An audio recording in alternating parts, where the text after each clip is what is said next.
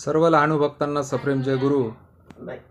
आज आपल्यासोबत परमहंस आडकोजी महाराज संस्थान जिथे आहे वरखेडला त्या गावातील एक ज्येष्ठ आजी आहे आणि त्यांना समर्थ लहानूजी बाबांचे तुकडोजी महाराजांचे स्वतः त्या तुकडोजी महाराजांच्या चरित्रावरती पारायण सोहळे वगैरे करतात। संपूर्ण महाराष्ट्रभर त्या फिरलेल्या आहेत।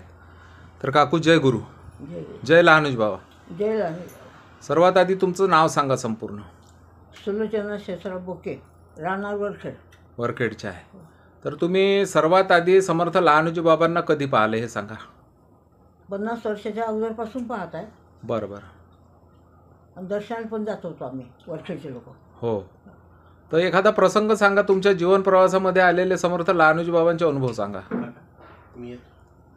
तसे जास्त अनुभव नाही आहे म्हणजे आमच्या गावात हो समर्थ आडकोजी महाराज असताना हो आम्ही तुकडोजी महाराजाचं वाङ्मय हाती असताना हो आम्ही इतर संतांजवळ किंवा इतर तीर्थावर जास्त जात नाही वरखेडचे लोक। हो हो असा अनुभव आहे। पण आम्ही जात होती वर्षाकाठी। हो, लहानूजी बाबाचं म्हणणंच होतं का तिथंच आहे गंगा सोडून बा इथं डोबऱ्यात काय येतं मराली बा। मोठा तिथंच आहे।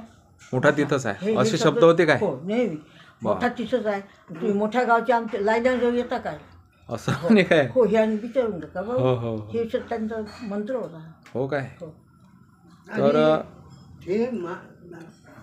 तर तुम्ही जे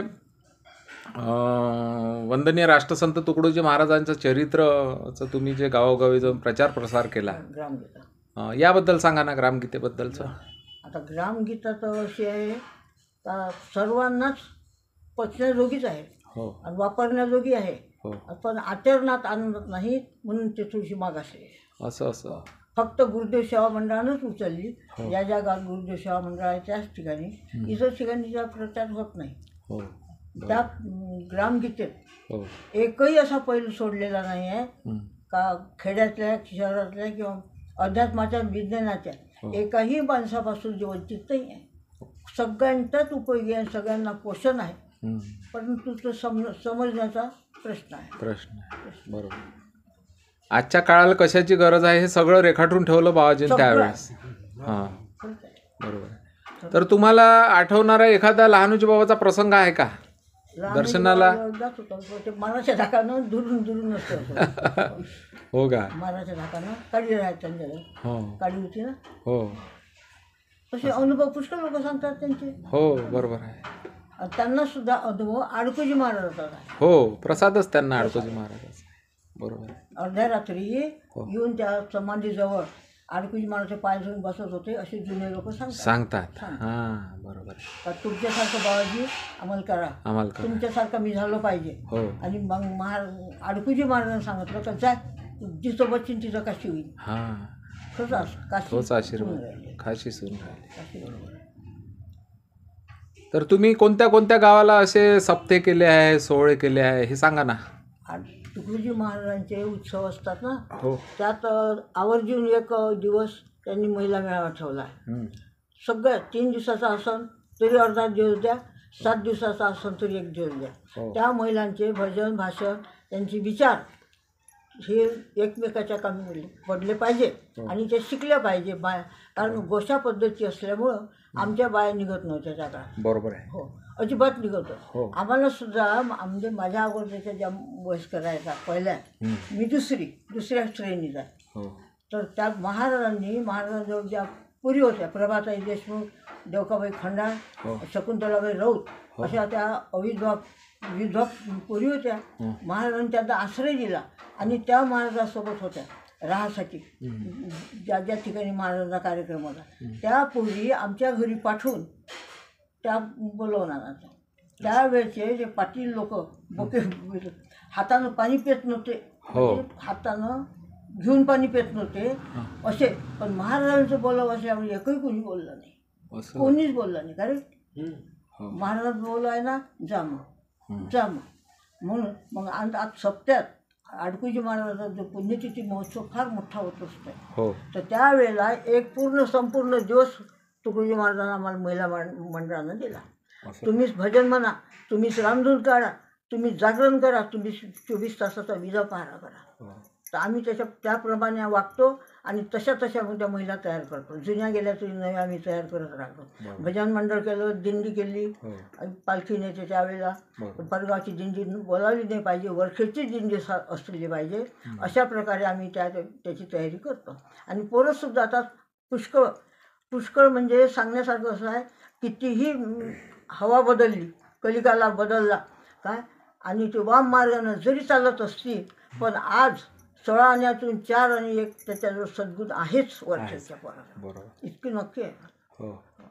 तर ते वेळ तर वंदनीय राष्ट्रसंत तुकडोजी महाराजांनी ग्रामगीतेमध्ये महिलोन्नती नावाचा एक अध्याय आहे त्याच्यात, आहे ना? 20वा अध्याय. महिलोन्नती त्याच्यातल्या एखाद्या ओवीचं सांगा ना वर्णन महिलोन्नतीच्या बद्दल. त्यांनी बरंच सांगितलं सांगण्यासारखं. हो. आता शासनानं उचललं आहे आपल्याकडे हो. आता, पण महाराजांनी पहिले सांगितलं, अरे तू जेवणती उत्तम वागते, समाजी उत्तम भाषण देते, तुलाही शहाणपणे शिकू जाणते, मग ती मागे कशाने. असे असतात दाबून ठेवावे, आजच्या युगी शोभा न पावे, जेथे समान हक्क असती बरवे, ते वरवधूंना ईश्वरानेच निर्मिली ही स्थिती, त्या तिची ईश्वरा निर्मिली ही स्थिती, तिची उदरी खाणी किती, परी माऊली जशी प्रेमदीप्ती कोठेच नाही. एवढं मोठं द्या.